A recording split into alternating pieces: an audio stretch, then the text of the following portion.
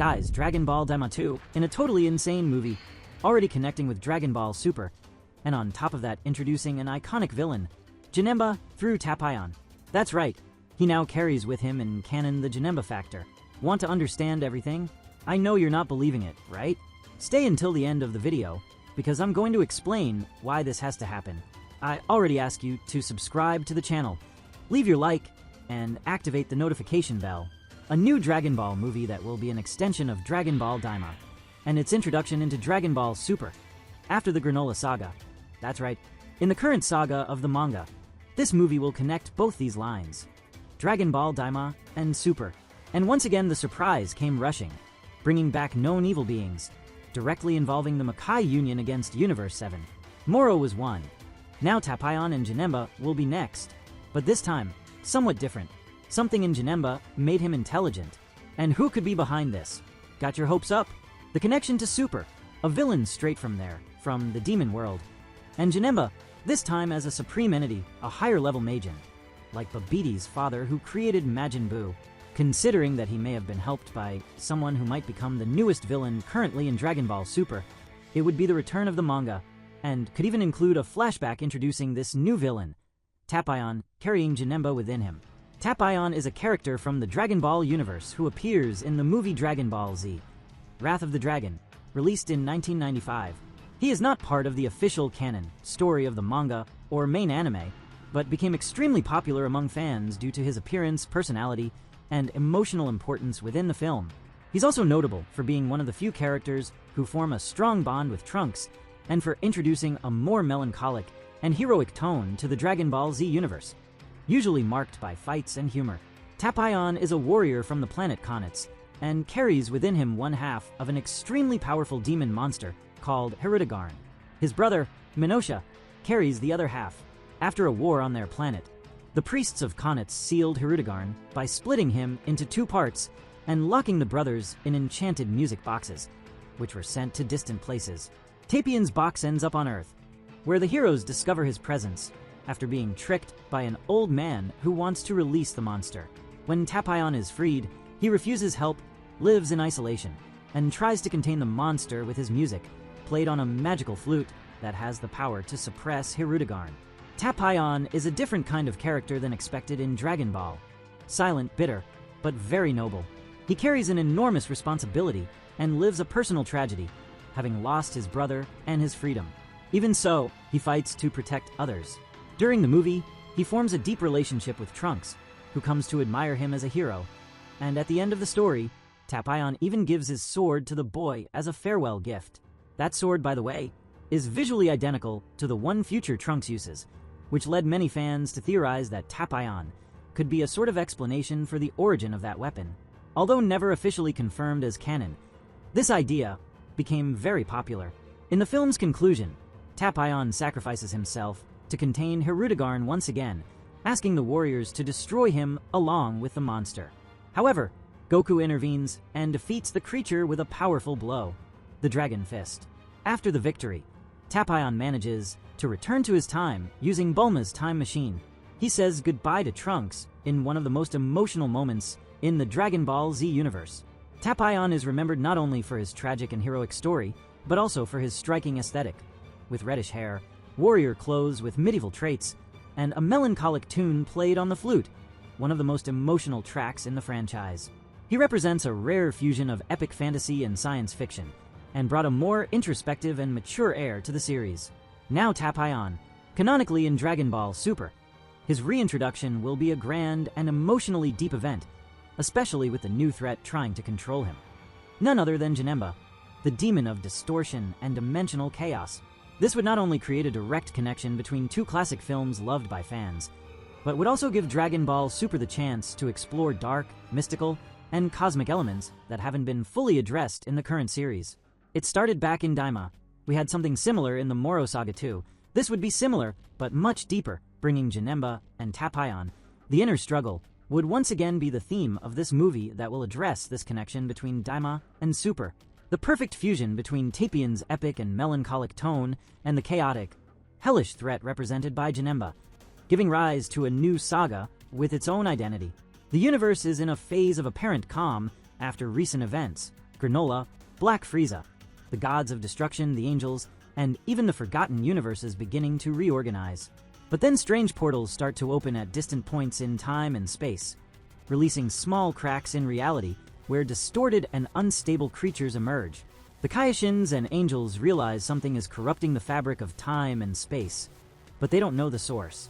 Whis senses something beyond his own perception, something that emanates from an infernal dimension, almost like an anomaly that escaped even the control of the gods of destruction. In this setting, a mysterious sealed capsule appears on Beerus's planet, discovered by Whis. When opened, a young warrior with an exhausted appearance, worn-out clothes, and a broken flute emerges.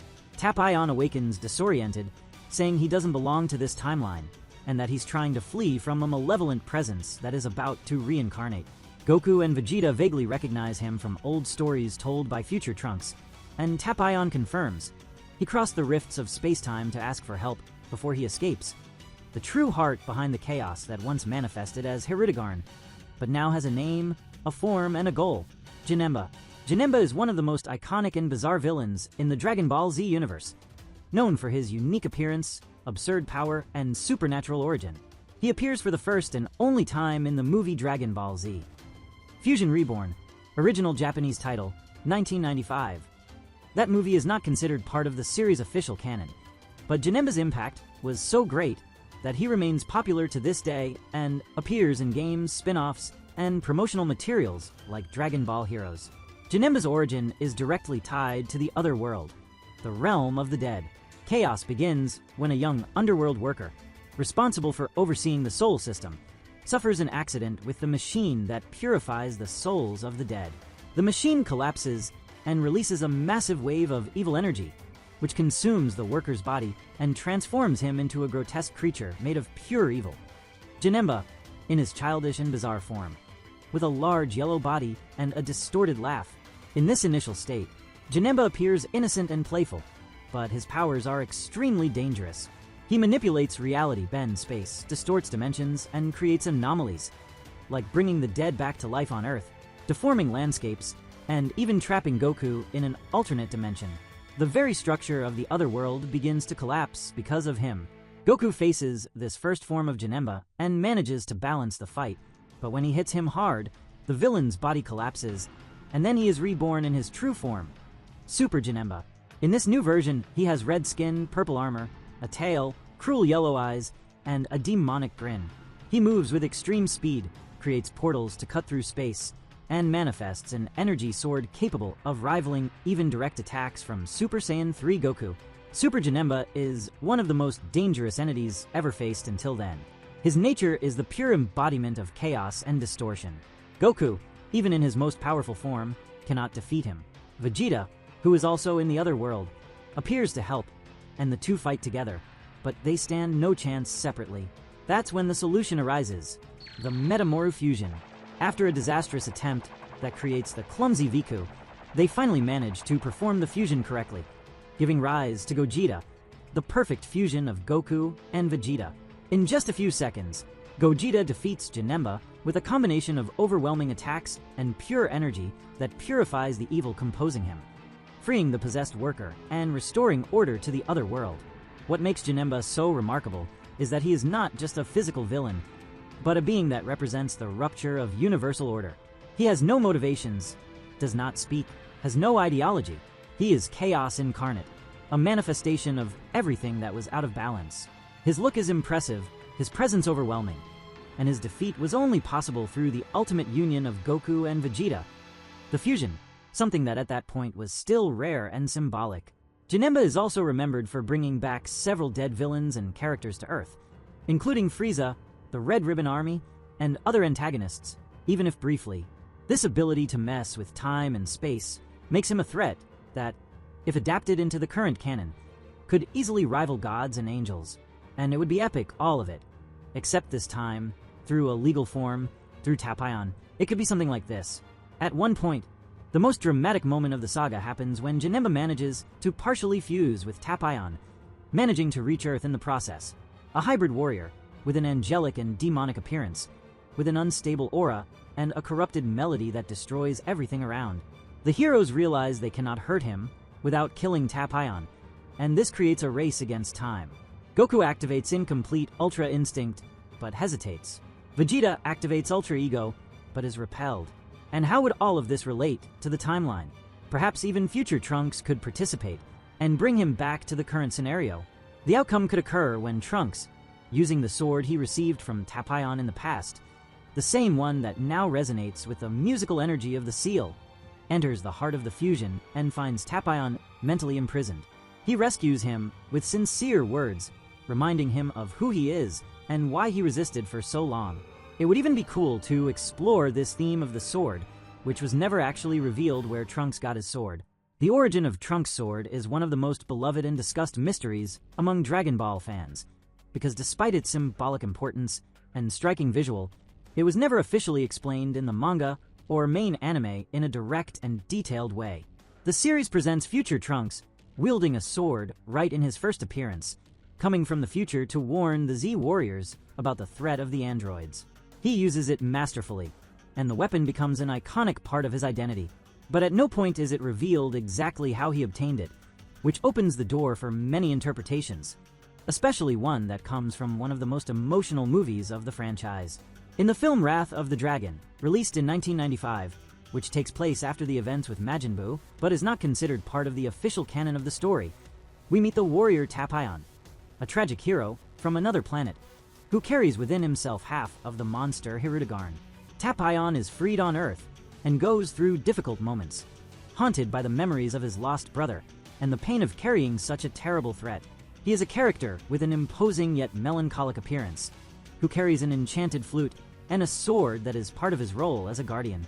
Throughout the movie, he develops a very beautiful connection with young Trunks, who comes to admire him deeply, almost like an older brother or a mythical hero. Trunks accompanies him, tries to make him smile, learns from his presence, and Tapion, even from a distance, grows fond of the boy. At the end of the film, after Hirudegarn is defeated with Goku's help, Tapion decides to return to his own time to rebuild what's left of his planet and his history. But before leaving, he gives his sword to Trunks as a gift, a symbol of trust and also a recognition of the boy's potential. It's a brief but touching scene. Trunks holds the sword with shining eyes, as if receiving not just a weapon, but a legacy. And that gesture was enough to give birth to a theory that has survived for decades, that this is the same sword future Trunks carries. In other words, that the main timeline Trunks grew up with this sword, valued it deeply, and even in his life in the devastated future, took it with him as part of his identity. Of course, since this is a non-canon movie, this origin is not officially accepted within the main Dragon Ball story. However, there has never been an alternative explanation that replaced this narrative. Neither Toriyama's manga nor Dragon Ball Super gave a clear origin for the sword, and so over time, the version with Tapion became a kind of emotional truth for many fans. That explanation that, even if it's not in canon, makes so much sense that it ends up being respected as if it were. Especially because, visually, the sword Tapion gives Trunks is practically identical to future Trunks' sword. What also contributes to this is the strong symbolism of the sword for the character. Trunks has always been different from the other Saiyans. He doesn't rely solely on brute force or transformations. His sword represents a legacy, a personal fighting style, and an attempt to preserve something honorable amid the destruction of his future. The way he wields it, the way he takes care of it, and even how it becomes an extension of his personality, all reinforces the idea that this weapon has sentimental value beyond the practical, and Tapion, being someone marked by pain, responsibility, and sacrifice, was precisely the ideal figure to plant that value in the heart of a young boy like Trunks. For this reason, even if the official canon has never confirmed this link, the delivery of the sword by Tapion continues to be, to this day, the most accepted and heartfelt explanation by a large portion of fans. It fills a gap with emotion, with meaning, and with a continuity that respects both Tapion's legacy and Trunks. After all, Dragon Ball has always been a story of masters and disciples, of legacies and symbols, and few images are as powerful as that of a hero passing his sword to a boy who, one day, would become one of the greatest defenders of time and hope. In short, it would be something epic to explore in a movie. That way, Janemba could return, and Tapion too, this time both in the canon, bringing this connection just like they did with Broly. It would be epic. After all that, Tapion cries, frees himself from within, and in one final act of willpower, undoes the fusion with Janemba, sealing him inside himself once again. But now the seal is incomplete, and he knows he won't be able to hold him forever. Or maybe Janemba escapes through another form. This would begin another epic saga, which would be the connection of Dragon Ball Daima with Super